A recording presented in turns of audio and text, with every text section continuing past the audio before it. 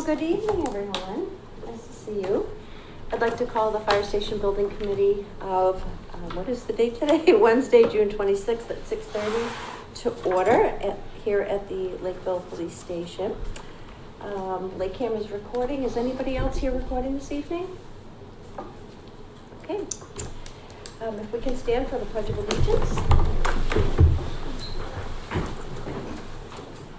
I pledge allegiance to the flag of the United States of America and to the republic for which it stands, one nation, under God, indivisible, with liberty and justice for all.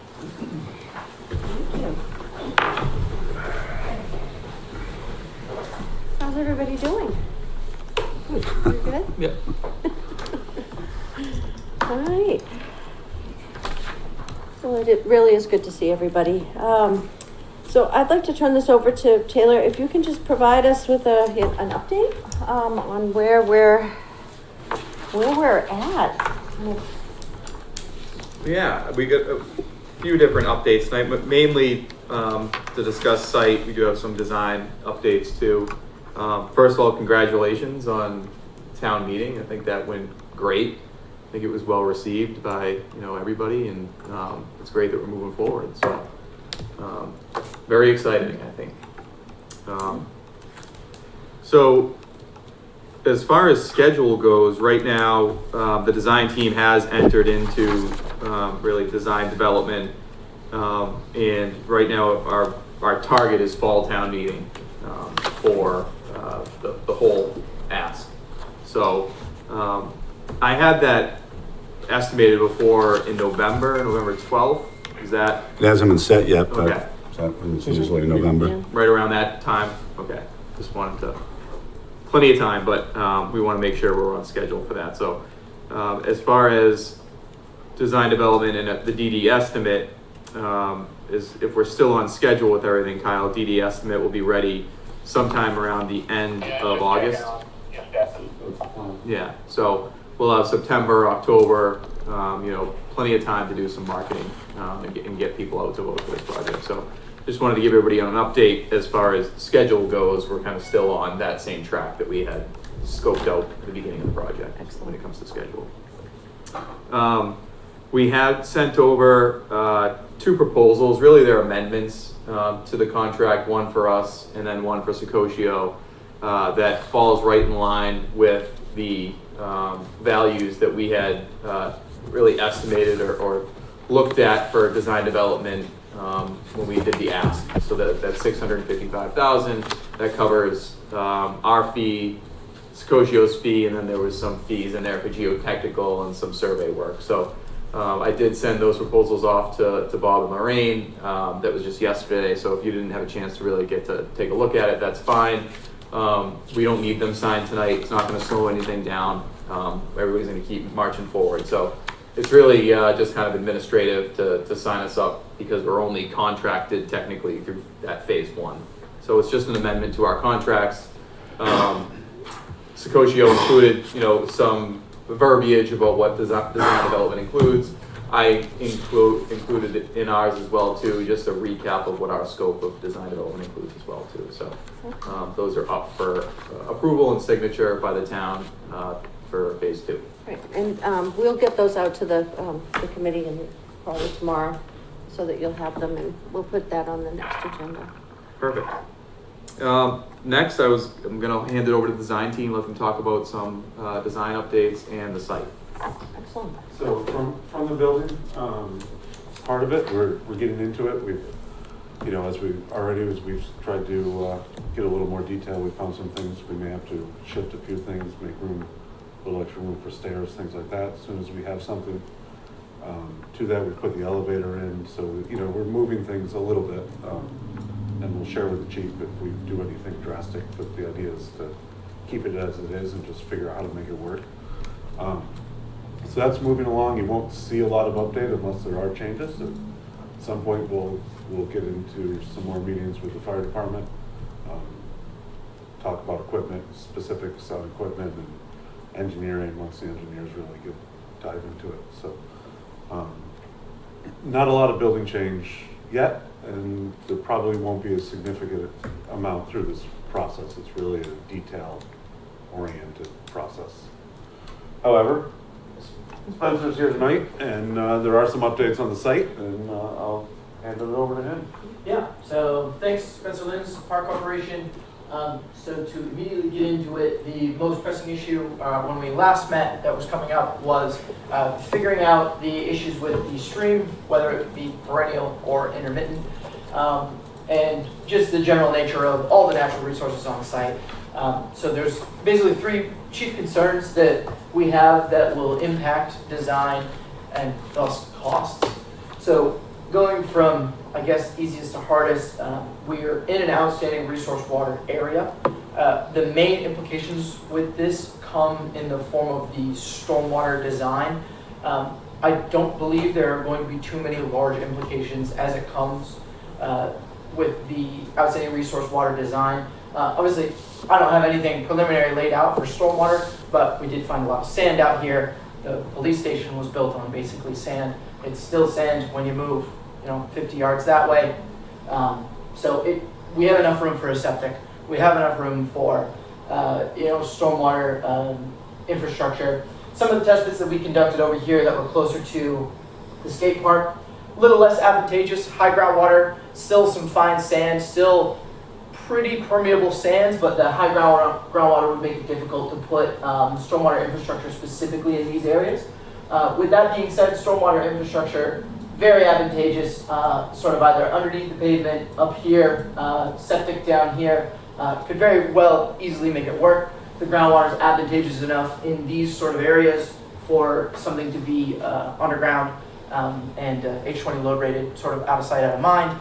Hopefully, not hopefully, when we get into sort of the design stages, smaller details like keeping manholes out of the way so that they can be maintained while keeping the fire station in service and functional. Those are the things we'll think about during design development, but those things are very possible given the scope of the soils that we found out there. So no real chief concerns, maybe a little worse than we thought it was going to be over here, but it's not really going to kill too much of what we intend to do on site, especially when it comes to stormwater and wastewater.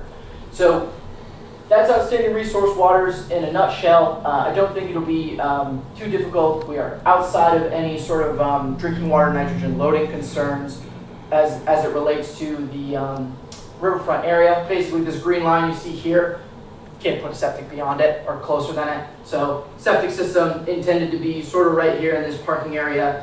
It can still go there. It can be H20 load rated. Shouldn't be too much of an issue. It'll probably be very similar in size to the police stations. So moving beyond outstanding resource waters, the next two items, both riverfront area and NHESP, are sort of pretty big ticket items. So to go over riverfront area first, functionally what the riverfront area standards are going to say is any areas that you are impacting the riverfront buffer, the 200-foot riverfront buffer, you need to provide restoration at a 1-to-1 ratio for that riverfront area, and you have to provide alternatives analysis as to why you have to take this area in order to develop the project.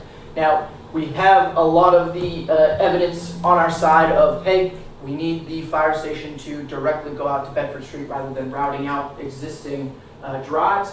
So we know that we need a drive there. We can argue that. That's an easy alternative to argue. The next design consideration that we made, and as you'll see, we kept the edge of pavement outside of the 200-foot riverfront boundary so as to say, hey, we minimize our impacts as much as possible. This is the best we could do with still, having the riverfront impact that we need to have in order to have a functional, efficient fire station. So in that, we have roughly this red area is our impact. It equates to about 13,000 square feet. I've prepared a little schematic showing essentially what we would propose as riverfront restoration area. Essentially what you're doing is bringing areas within the existing riverfront area on site. So this light blue line is our 200-foot riverfront boundary. This is what we delineated. This is what exists on GIS in terms of information, and this is the 200-foot riverfront boundary.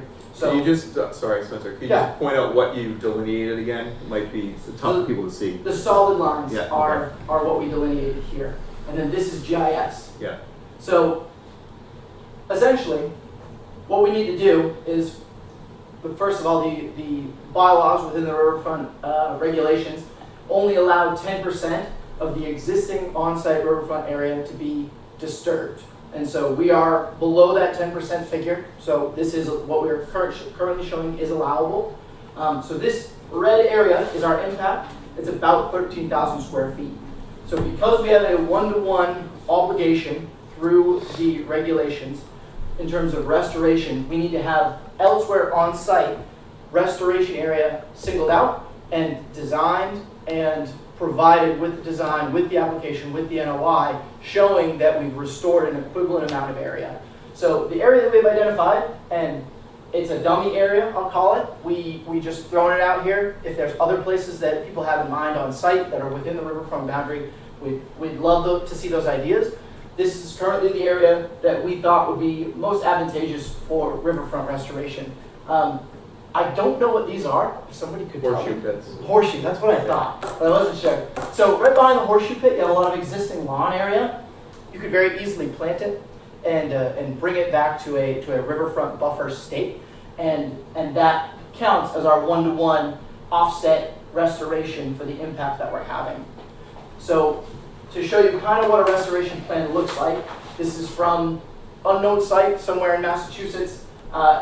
Basically comprises of a ton of plantings, a ton of seeding with a native seed mix to basically bring a more natural state to the given location. So nothing too complicated here. Obviously, plantings, seeding, all that stuff costs money, but it is a necessary burden that the site will have because of the impacts it has within the 200-foot riverfront boundary. So that is the riverfront area. There are some ways in which we may be able to lessen the burden that the site has in terms of riverfront boundaries. Those are arguments that we have to make essentially to the approving authority, being the Concom. So one of our next steps would be to have a pre-application meeting with the Conservation Commission, with the conservation agent, to talk about like, hey, this is what we're intending on doing. This is where we're intending on putting our offset. Is this acceptable? Do you think this would be acceptable with the commission? What we've shown here, at least in terms of the area, would be totally acceptable in most of the instances that we've done impacts like this. So we're pretty confident that an area of that size, if this is our impact, would be acceptable with the Conservation Commission. Obviously, we need to meet with them about that to confirm that. So I think that's the spiel that I have on riverfront areas.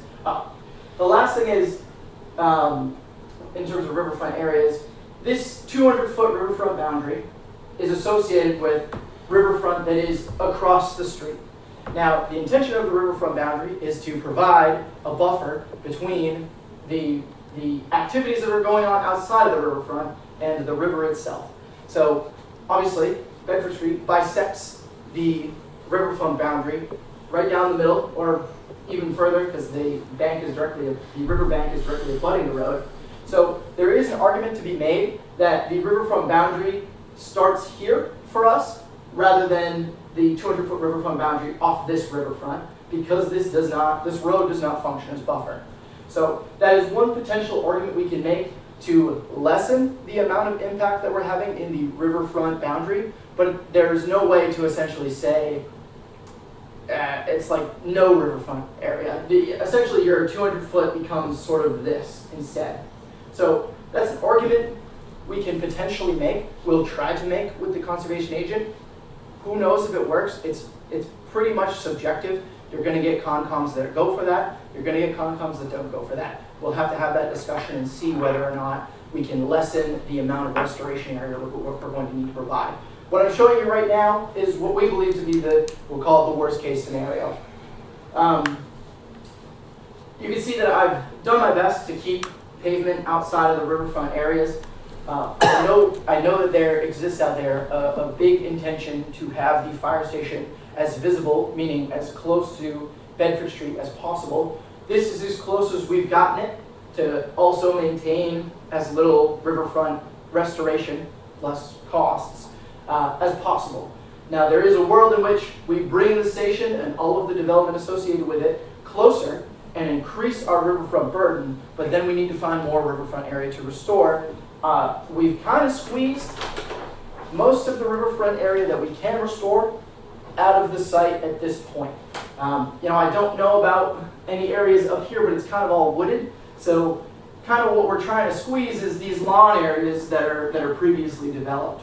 So there is a, I'll call it a min-max there, where maybe if we find more riverfront area to restore, we can bring the development and whatnot closer, but it also increases costs in terms of restoring riverfront areas. So what we've done here is minimize this area as much as possible, this impact as much as possible, while still, this is essentially what this edge of the red area here is what our clearing limit would be, so our impacts on the riverfront area. So you still would have, if you're coming southbound, you still would have some visibility of the station here. We're trying to maximize that as much as possible while being able to restore on site still.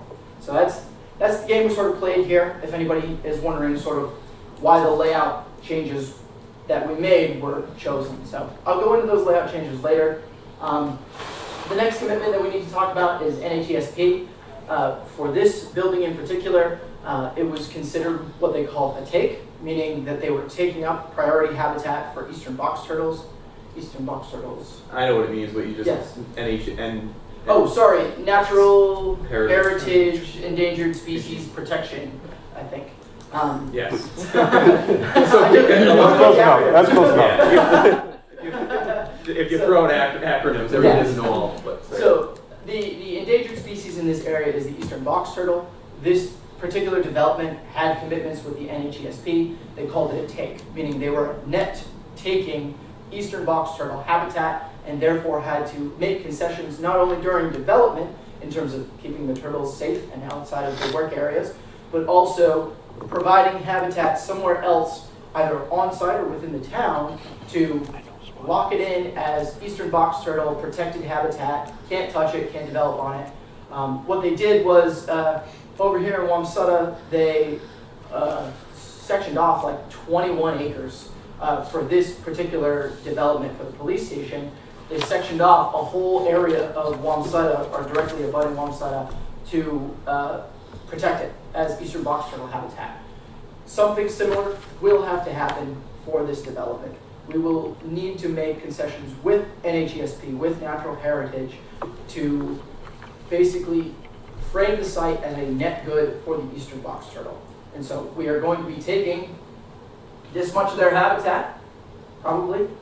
A big study has to essentially occur to say, what of this area, what of this impact is actually eastern box turtle habitat. It is very likely that it'll get all considered to be eastern box turtle habitat, because all of where we're standing now was eastern box turtle habitat. Basically, the city of Lakeville, or the town of Lakeville, had to offer up 21 acres. It didn't necessarily have to be 21 acres, but they offered up 21 acres as a concession for that. So that kind of give and take, that kind of offset will need to occur for this site. So that's something a little out of my scope to be able to do, speak with the town of Lakeville to figure out what kind of offset, land offset is possible.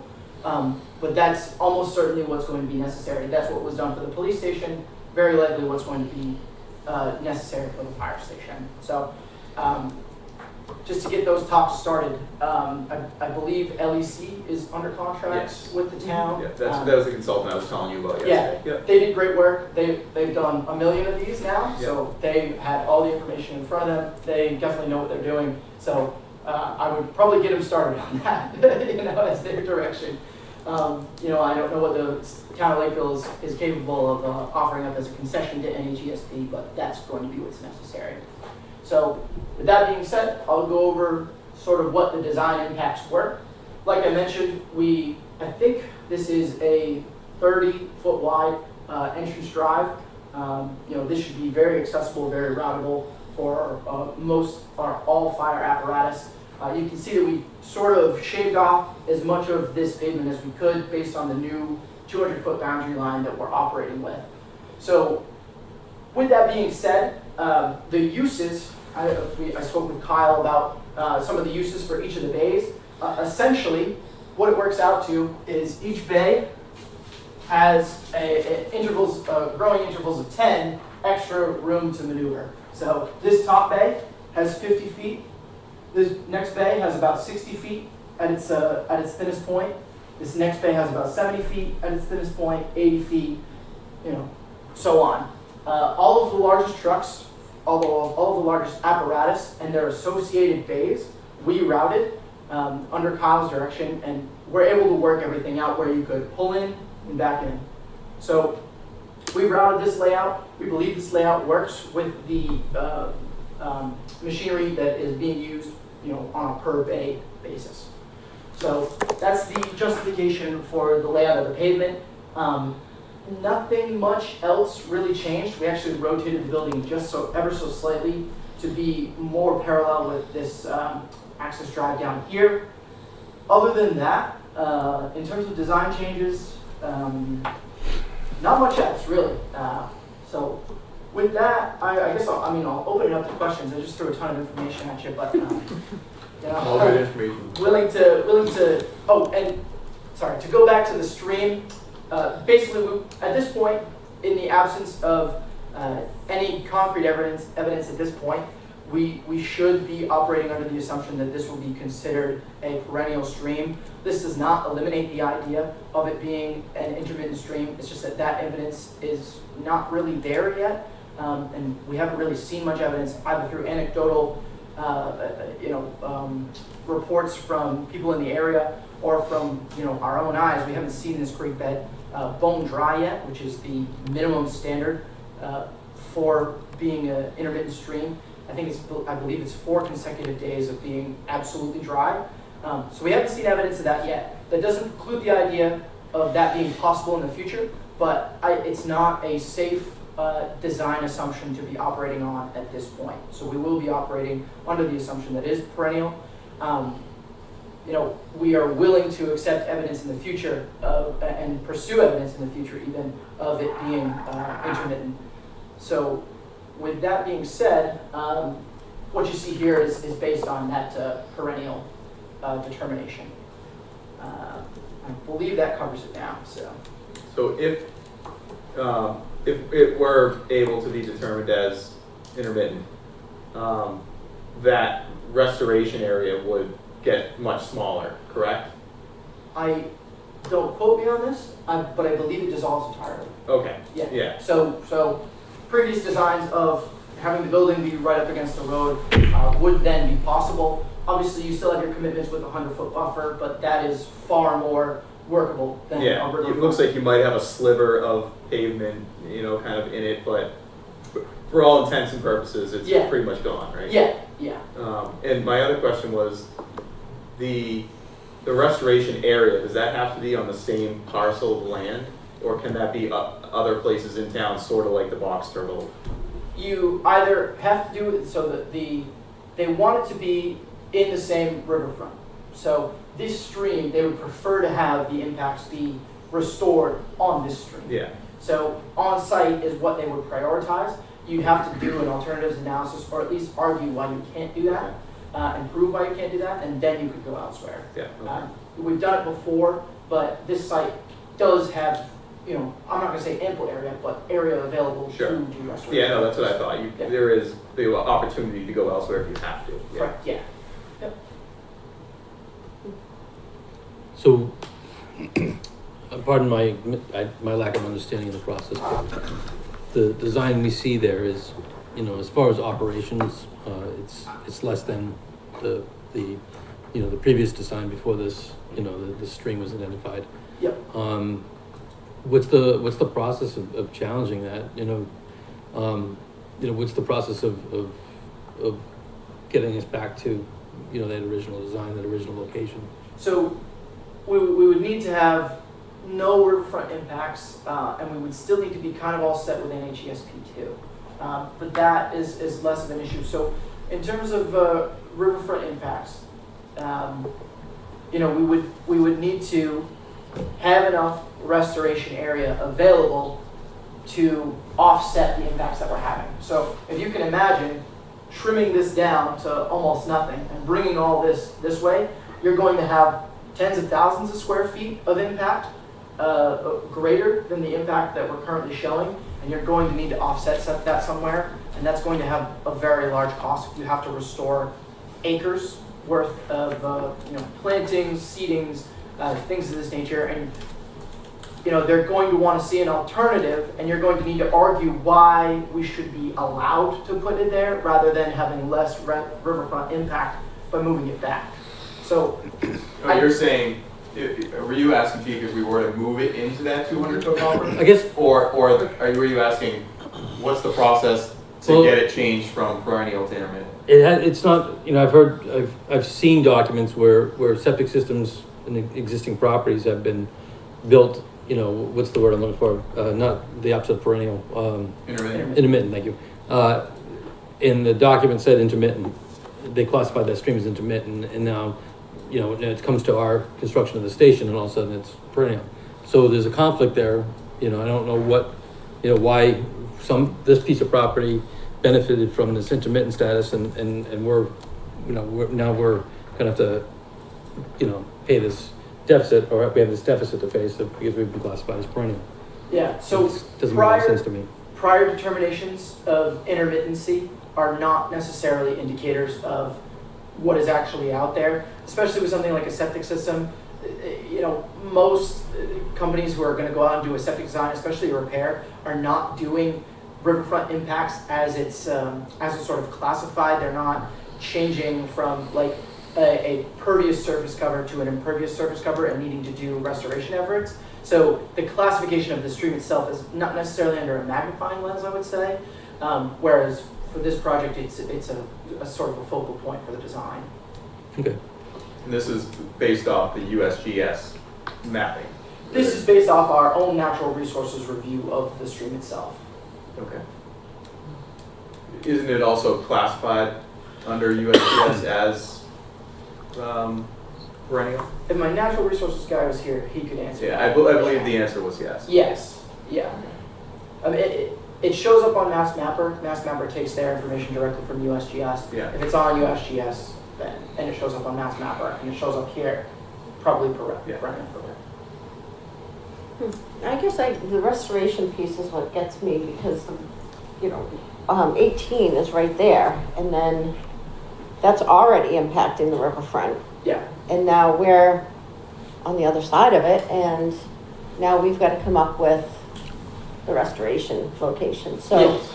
that's what I can't get past, that there is a road right there in So- between us. That exact argument is one that we're going to try to make to the Conservation Commission.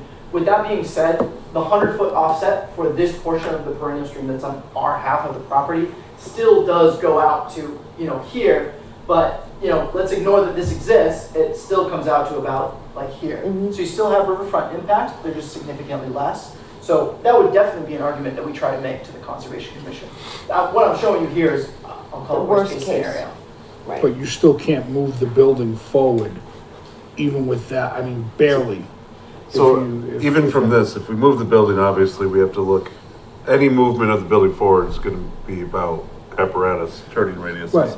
for pavement. So I'm looking now, we've kind of let them run, based on, this is all based on the first plan.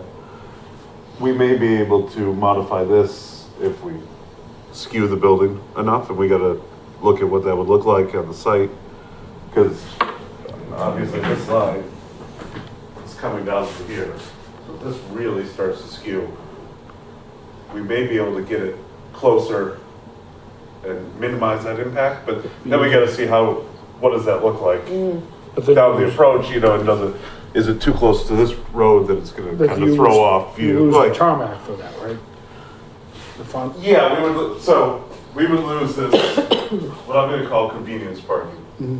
And in reality, this probably only needs to be 3 spaces, a couple guest spaces and an ADA space for the front entrance.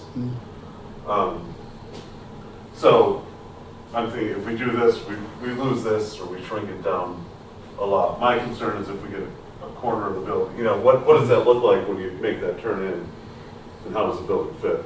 But again, this was taking the original plan and just kind of duplicating it to see where those lines were. So I think there is some improvement in the position of the building, but every time we do that, pavement counts as well. So we have to look at the turning radius, and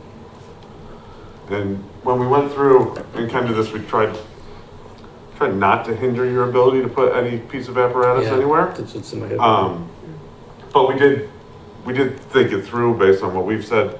Ambulance are most used, they come first, then your higher use engines. I think we put the tower in 3, is that where we had it? So the tower dictates everything, and it was either in bay 3 or 4, is where we had it shown, and that might be your limiting option. Maybe stuck the tower can only go into 2 bays, but it saves us, thousands of square feet of impact area. So we still have to look at each one of those things as this kind of develops. Spencer, you may not know the answer to this, but say the town did have, some information or, and I know we've all been out there, we've looked at it. How does that process go? And is there somebody we can get from USGS or from some organization, EPA, I don't know who it is, but to come out and actually look and view and like have a conversation with that? How does that go? So it's actually a lot easier than that. Okay. There are some difficulties along the way. So essentially what the regulation says, and I'm paraphrasing from what the natural resources folks told me today, but essentially it needs to be a qualified individual who's out there documenting it. It needs to be 4 straight days of bone dry, like no water, not even standing water, no flowing water, nothing. Not even standing water. Not even standing water counts. We covered that today. Nate was like, look at it, there's no water flowing. I'm reserving my right to comment. Nick's out there trying to get the puddle to go away. It's gonna be blow dryer out. So it's crazy. That's why I'm not even sweating. So no water at all for 4 days. It can be Nate. It can be the conservation agent. It needs to be documented. It needs to be not in a drought period. And a lot of times what happens here is the DEP comes back months later after you say, hey, this was dry for 4 days, and they go, oh, well, you were in a drought period. You didn't know it at the time. You didn't know it when you were design developing, but they come back and say, oh, you were in a wet period. Now your data's no good. Now you're perennial. So very often happens. It's happened to us multiple times. That's what I was told by our natural resources group. So that's why I don't think it's a safe play, at least now, without concrete evidence, to design around. But I'm not trying to close any doors at all. There is still the possibility of it happening. It's a hurdle. You have to play the safe bet right now. Absolutely. Yeah. Just to be clear, I don't think there's anything to be gained if we're still going to have that narrow entrance onto 18 onto Bedford Street. That's what I'm focused on, not particularly the distance from the building from the road. It's better to have a wide ramp entrance on there, and it is more to do with the sight lines, because people cruise 55, 60 miles an hour up and down Bedford Street, and then I'm trying to avoid the added cost of having a traffic signal that I'm trying to, if they can see the apparatus from away, from far distances entering on 18, it's just safer for the crews. Yeah. So what I've done, and this is why the riverfront area is so large, is I did a 30-foot offset of the drive-in to allow for those sight lines as much as I could without going past our sort of scoped out riverfront area. That being said, so the big thing here is that this is the riverfront area that we identified. Very easy to just go in and develop. It's right next to the property. It's on site. It's all there. If we can find either other riverfront areas on site or get other areas off-site qualified to be restoration areas, we can start to consider having a greater impact and moving things closer. But like you said, Chief, what is the value of just shrinking this narrow drive? Really, what you're looking for is having it right on the Bedford Street, and that is a very large impact, which obviously is associated with cost. And we can do some view studies. Obviously, this is kind of the shortcut. That maybe it's more like that, and we can control that. But we open up more area out front that, you know, again, this was kind of put through as the starting point, but, And the trimming of limbs is not riverfront impact if the trees are still standing. So any trees in here, it's already kind of a thin forest if you thin out the underbrush. So if you're able to thin out a few branches and stuff and at least have some visibility through the trees, that is possible. so if we're back here, we're stuck with this kind of direction, we can do those studies, we can do sightline studies in and out and try to maximize what will be seen on the way in. Okay. So is my understanding correct that from the northeast corner of the building to the green line is 50 feet? Is that correct? So this bay right here, this is 50. Because one concern I would have is just the vehicles leaving the building that range from 30 to 50 feet long. And the vehicles have to come completely out of the building before they can start to turn. Yep. And then it's not like you come out, clear the building, and then you go to the locks and then turn the minimum. As you're just turning the wheel, that vehicle's still going forward. Yep. So you can't pin it in. I mean, I'd be really concerned about 50 feet seems way too short for me, So in front of those bays. yes, correct. Even for a 35-foot, 36-foot truck. Okay. Yeah. So his diagram, just so everyone knows, this last piece is actually the tower and the outside piece. Mhm. He's just kind of, so this would be pickup trucks, SUVs in the 50-foot bay. So this bay is actually the first apparatus bay, so that'd be the first possibility of having something bigger or a trailer. So, you know, this is the overly simplified version of the footprint, so that he's covering all that area. So it's actually showing 7 bays, so this last one is really outdoor parking. So, If you really had to too, you could pull the building back a few more feet to get some more clearance. Absolutely, and I mean, what's to say that we don't have some extra impacts in here to make things work a little better? You're not talking about thousands and thousands of square feet if you bring pavement out a little bit more. Obviously, these things come out in design development, and you know we work with them. We add more pavement, we create a few more 100 square feet of restoration area, and we offset that. So, as I did the routing now, you're able to pull in with the apparatus based on which bays they go into, based on what Kyle told me, and you're able to pull out of them as far as I've modeled it. You know, further modeling will take place, especially as we manipulate the design, but as it stands currently, I do believe that things are pretty functional here in terms of the use of the fire station. I mean, as we go, if you want the last bay to potentially have engines or even the tower in it, that's going to change how it is if we can. It's just good to have flexibility, whoever the next chief is, or, you know, if they wanna move things around. The other thing is the access around the building to the north, is the turning radiuses and the dimensions of that laneway. Will they accommodate our largest apparatus if they enter in from the camp and then make their way around to the north? Okay, I didn't model that, but to be very honest, you know, the ability for the pavement to go up and around here is all the way there without having additional riverfront impacts. So if this is not wide enough or this is not a good enough sweep, that can be adjusted without any sort of additional impacts. Obviously, stormwater systems get bigger with more pavement. You know, stormwater treatment systems get bigger with more pavement, but it is absolutely possible. Okay, So that northernmost bay, if you were leaving on the west side of the building, you should be able to come out and swing right around without having to back and fill to get out onto the front part of the apron. Okay. Yeah, I mean, I can absolutely adjust the design based on that kind of routing to make that work. You know, this is obviously just a concept currently, but and I know, you know, in addition, there are some thoughts about, you know, how close we get to this skate park here. This parking can absolutely be reworked. This was just a sort of a conceptual phase thought on what it could be. Could very well just do parking all the way around the edges as it looks. You know, I think this design here brings the most amount of spaces the closest to your access point. So I think it's the best design currently, but obviously proximity to skate park is something that we can work on. Oh, go ahead. I was gonna say, talk to me about the riverfront restoration.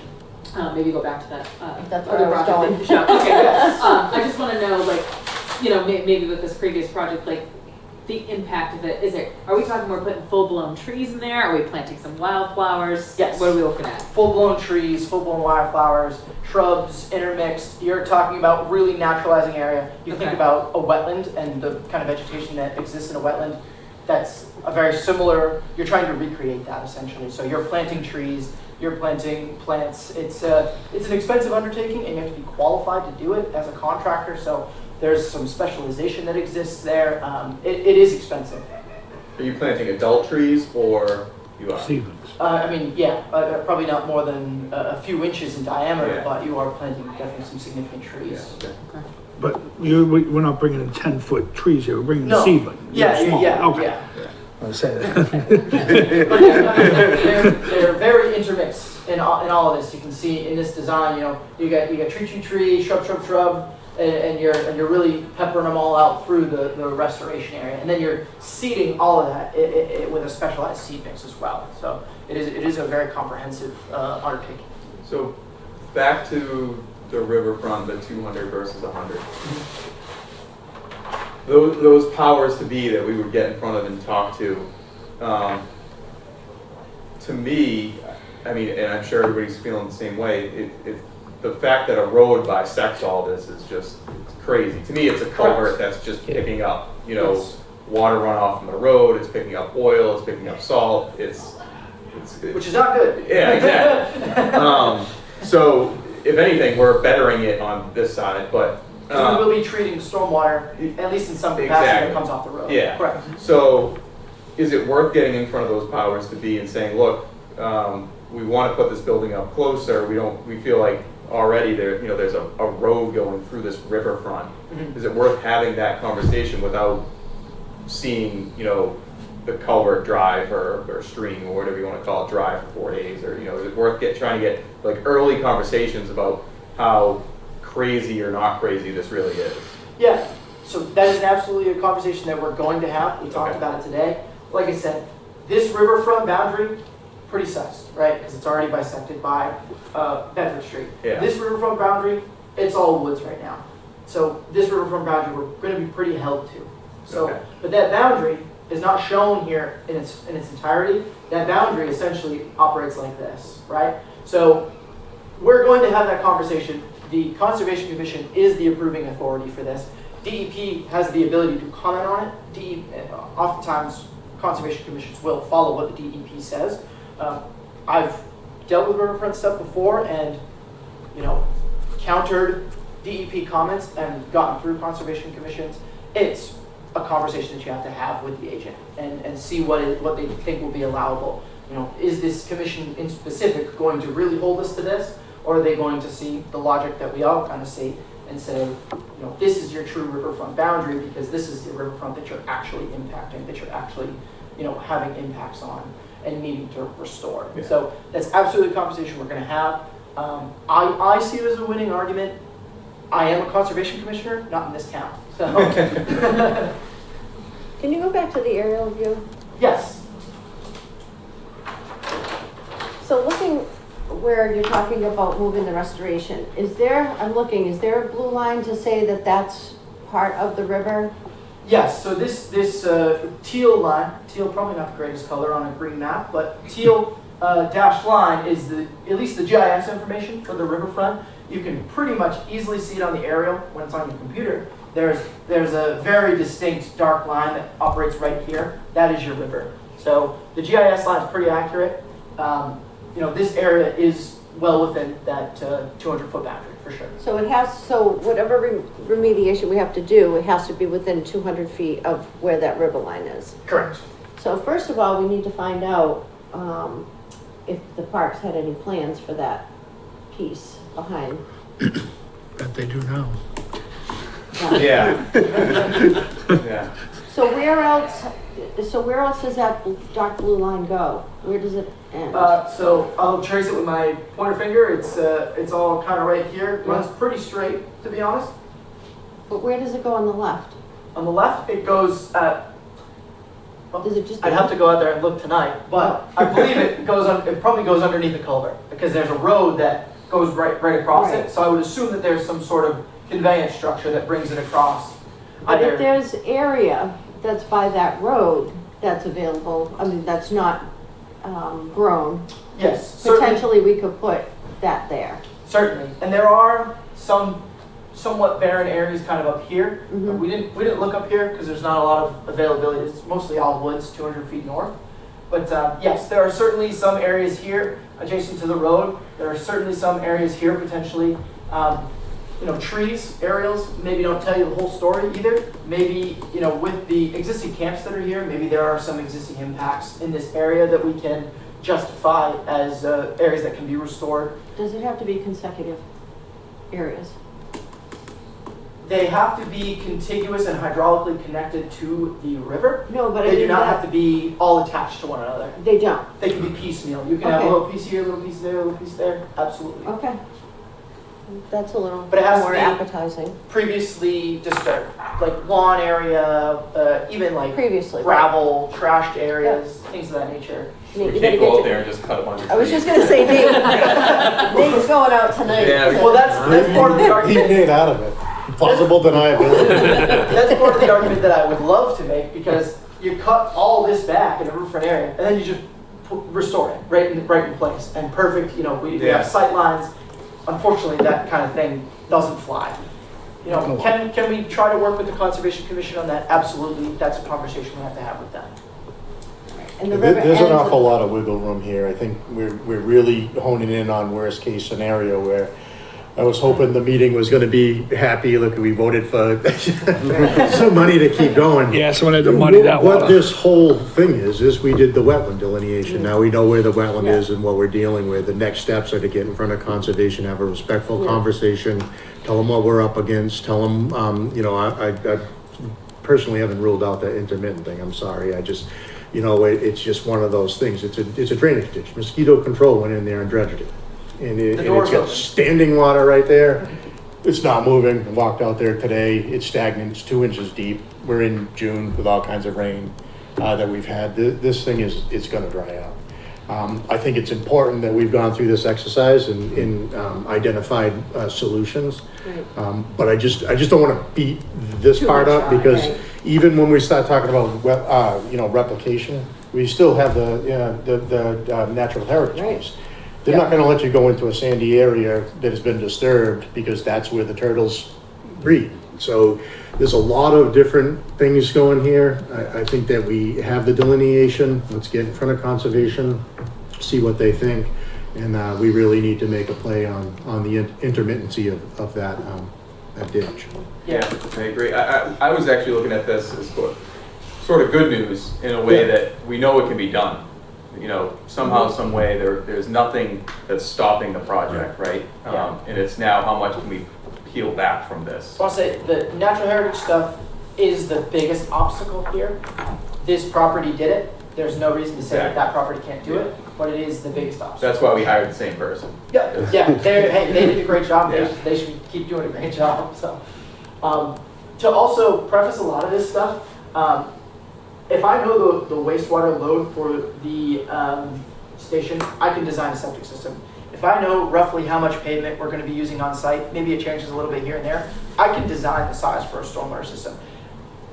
Even if things change, things shift, restoration areas change, whatever happens, I can still move forward with a lot of design development tasks and still be productive in getting this in place, getting it in place in a timely manner. If things are shifting around, if we're able to actually move things closer, let's say the best case scenario happens and it's an intermittent stream and we can place this thing right on top of Bedford Street, great. I can react to that very easily. So I don't see this like holding up design development tasks, at least on my end, as long as we can at some point become settled on what the layout is. But I think right now, the critical path would be meeting with Concom. Yeah. Your discussions with Natural Heritage, your discussions LEC's with... discussion. Yeah, LEC's. Your discussions with USGS or whoever, is, but Yeah. getting more information on those. Yeah. Definitely So- critical path. To reiterate on the intermittent versus perennial front, most anybody in here is technically a qualified individual, I would say, if you're out there and able to see whether or not a stream is dry or wet. If you have pictures of it, if you want to take pictures of it, Nate, by all means, absolutely take pictures of it, send it to me. You can email it to me. You can email it to my natural resources group. We can take in that information. You know, if we feel comfortable making that the stream is dry argument, and we're not in a drought condition, and we feel comfortable with that, you know, we'll bring that information to you guys. We'll talk about that information and see if we want to push forward with something like that. Like I said, not a safe design play right now. No, but I think we have to hit it on a parallel track. Absolutely, You know? and that's what Yeah. Nate and I talked about earlier. These things can run concurrently. Yeah. Good. Well, I can appreciate the time that we spent discussing this, because now I have a better understanding of something that was very unfamiliar to me. So I appreciate you answering Yeah, and filling in the no problem. forest gaps. Madam Chair, Yes. one more thing. I would give everybody advice to make sure we do our homework on the limits of paving for that area around the building, because we don't want to get into further down the design road and then find out we need a bunch more area just to get the trucks to turn out of the building and have to go back in front of Concom or some other, you know, regulatory agency to ask for more. Yep. Make sure we, you know, we've done our homework on that. Yes, yeah, like I said, this area up here that's outside of the riverfront area, all perfectly available area to both do stormwater work and do more paving work if we don't feel that we're comfortable with the current truck routing situation, for sure.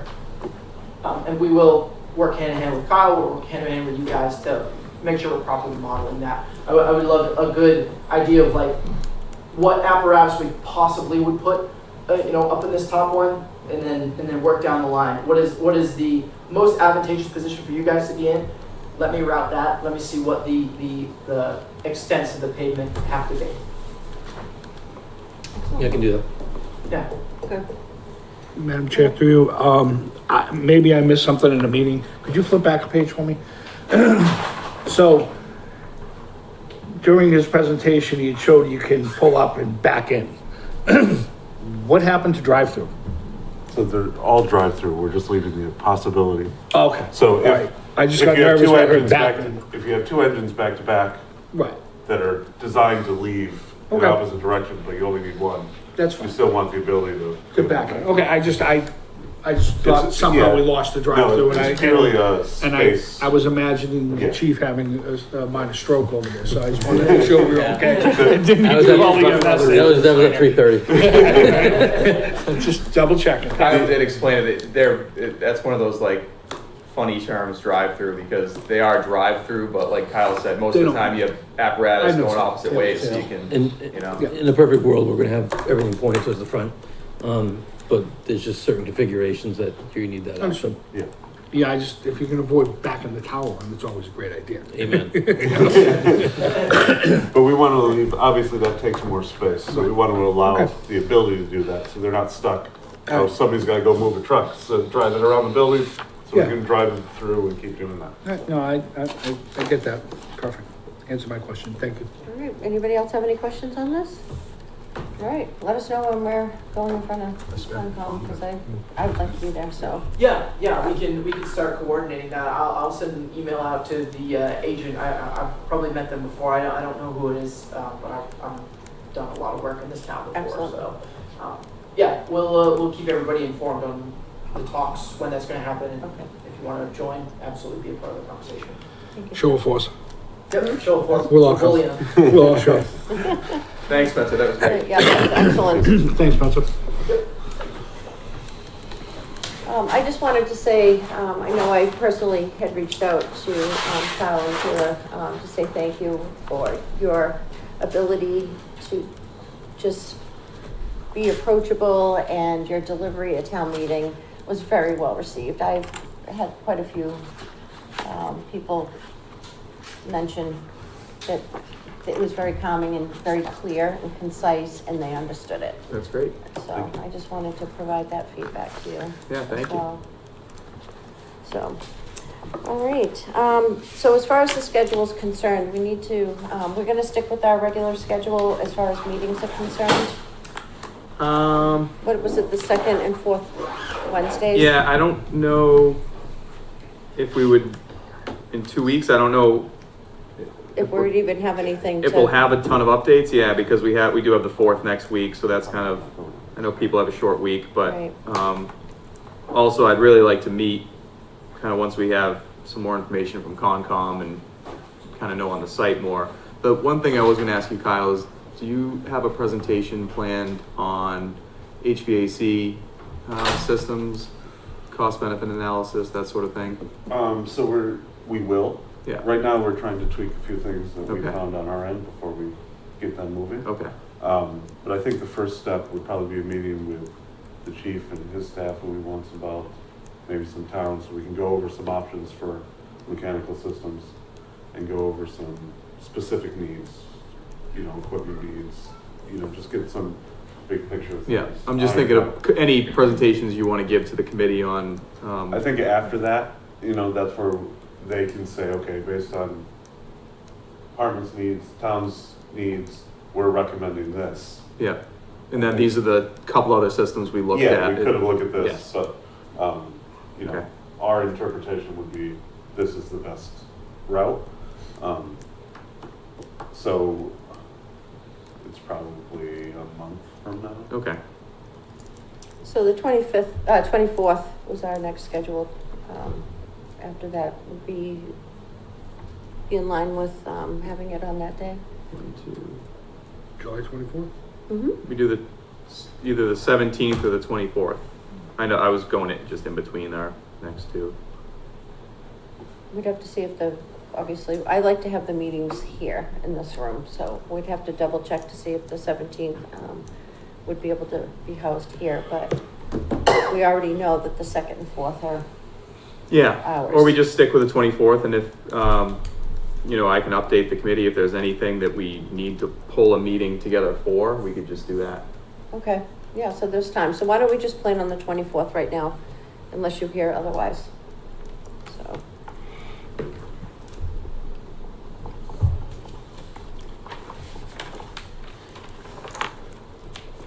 All right, so there is one invoice in front of us this evening, and this is from Pomeroy Associates.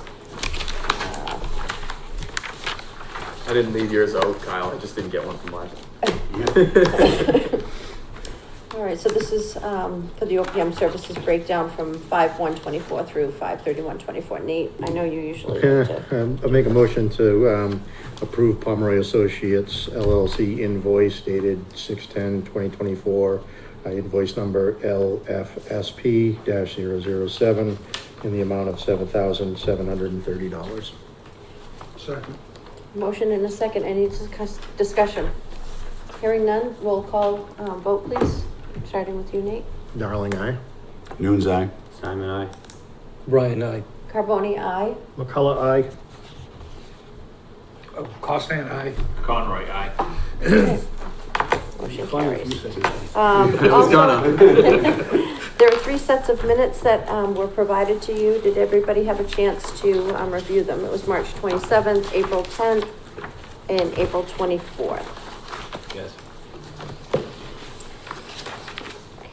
Let me just quickly go through. I think we can pretty much vote them all together. I don't think there was, oh no, there was a couple of things that, if we can do them individually. So I'll entertain a motion for March 27th meeting minutes of the Fire Station Building Committee. So moved. Motion Second. and a second. Any discussion? I just have a couple of just grammatical things that I can share with Christina. All right, hearing no further discussion, roll call, please. Darling, aye. Noon's eye. Simon, I. Brian, I. Carboni, aye. McCullough, aye. Costan, aye. Conroy, I. All right, and a motion for the April 10th meeting minutes. So moved. Second. All right, discussion. On page 2, at the third paragraph down, there was a reference here to the building of the new Bristol Plymouth High School. That needs to be reflected as the Old Colony Rochester Vocational, no, I don't even. Old Colony. Old Colony. So let's just say Old Colony, okay? Old Colony. Well, so what's BP have to do with it? I'm confused. I think that was just an error. Okay, so, I think because it- BP is being built, but we have nothing to do with that. Correct. Kind of wish we did. Right, so this was more of a reference to the impact of the discussion and decision of funding. It will. Yep. Down at the bottom, where that motion is, I wanted to, the second line, it should be annual town meeting instead of special town meeting. Submit an article for the annual town meeting. And then the amount should reflect 655,000, not 650,000. And then I just have a couple of, spelling, but I can turn that in. So any other discussion on that? Hearing none, roll call vote, please. Darling, aye. Nunes, aye. Simon, aye. Brian, I, Carboni, aye. McCullough, aye. Costin, aye. Conroy, aye. All right. And I'll entertain a motion for April 24th meeting minutes. So moved. Second. Any discussion? Hearing none, roll call. Darling, aye. Nunes, aye. Simon, aye. Brian, I, Carboni, aye. McCullough, aye. Costin, aye. Conroy, aye. Excellent. All right. Any old business coming in front of the committee this evening? New business? Our new website is live, so we are posting updates on the project there. And we're working on a QR code that'll take you just directly to Lakeville's page, so we'll get you that soon. And so, yeah, we'll post updates, regularly for this project up there. We can get you that link for the town and all that fun stuff. so the website's ready for dissemination, or is it just, Yeah. it's live? Okay. Yep. Yep. What's the, If you go to like our website now, palmeraassociates.com, and then you can see current projects, and then under current projects, you'll see Lakeville, and it has updates there. so it's not posted to ours yet? It's not posted to the town's website. No, I can. Will it be coordinate that. eventually? Yep, sure, that's fine. I just want to get the direct link. Madam Chair? Yes. One question before we finish up. When it comes to the, this backs up a little bit, I think he left before asking. Yeah. But, when it comes to the natural heritage taking, right? Is there any chance we could kind of parlay into what we've already given for here? Because we way overdid Yeah. the land for this. Didn't need 21 acres. I think, is it 2 to 1? 1.5. 1.5 to 1, and this is what, 3 acres? So you might be looking at 5 to 7, and they gave 21. Can they work that somehow, or they say, oh no, that ship has sailed? That's history. I don't know. I'm not gonna go into what. That's a they good told me. question. I We should can have ask asked him when he was Yeah. here, and I Would thought you- of it just now. Yeah. I don't know, I wouldn't if I was them. Was but- there an answer for that, seriously? Yeah, there was an answer. So I asked that about here. We sold 600 acres of land at $1,000 an acre to DCR. Yeah. And I made a play that we, protected that land, and if we could use some of that as land bank, and I was told, no, it's too late, you should have thought of that ahead of time. So, and it was about that blunt, I've got to be honest with you, it was a little bit of a struggle to get through it. The property on Staple Shores that we used for mitigation for this was gifted to the town in lieu of taxes. It was $6,500 or $6,800 in taxes. In the event that you can't find land, at the time when we were doing the police station, it was $10,000 per acre. So this isn't as difficult of navigation as what it might seem. Okay. So worst case scenario, if you got 3 acres over there, you might have to come up with 45,000 or find land. So Lakeville does own significant land. I've already been trying to evaluate that. We got to bring it forward to Natural Heritage and say, what do you like? Do you like this one? We got some property up on County Street that's owned by the town. They'll look at wetland implications. They'll look at upland habitat and say, okay, this is suitable. It's currently not mapped. We'd put a covenant on it, a deed restriction for construction. Record that at Plymouth County, and that would be our mitigation piece. With Brian Madden, we're fortunate. We probably have one of the best in the industry working on this. I'm very, very fond of working with Brian. Very good. That's that. Okay. Hearing nothing else, let's adjourn 7:34. All right. Thank you, everybody. Thank you.